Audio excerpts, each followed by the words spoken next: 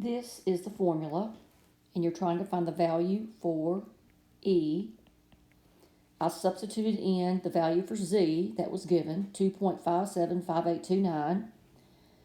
P hat is 0.542, and then 1 minus 0.542 all over 1,093. And of course, we're taking the square root of that.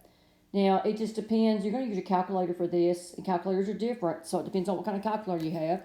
I'm using a TI-84.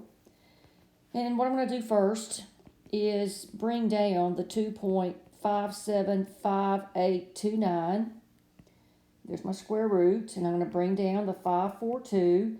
With my calculator, I'm doing 1 minus 0.542, and that gives me 0.5458. And bring down the 1093.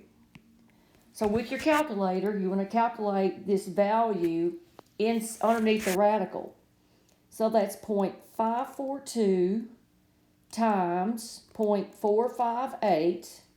And you don't have to press enter, but I'm going to. And then I'm going to divide that by 1093. Now, this number is actually 2.575829 is something like this, 0.000227, and it keeps going, okay? 4 places. Let me double check that. 1, 2, yeah. But what you want to do is not go this route. This value that you've calculated here, store it on your calculator. If you do not know how to store on your calculator, then go to Google and Google, how do I store on a TI-83 or whatever calculator you have, and it will tell you. So I'm going to store that value.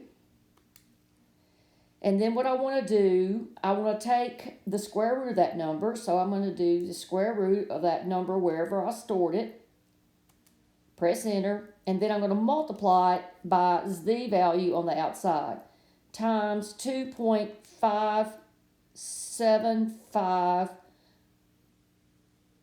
Let me see, 2.575829. And I get, you see how many places I went around to? Around to 3 places, 0.039. Because it was actually 0.0388.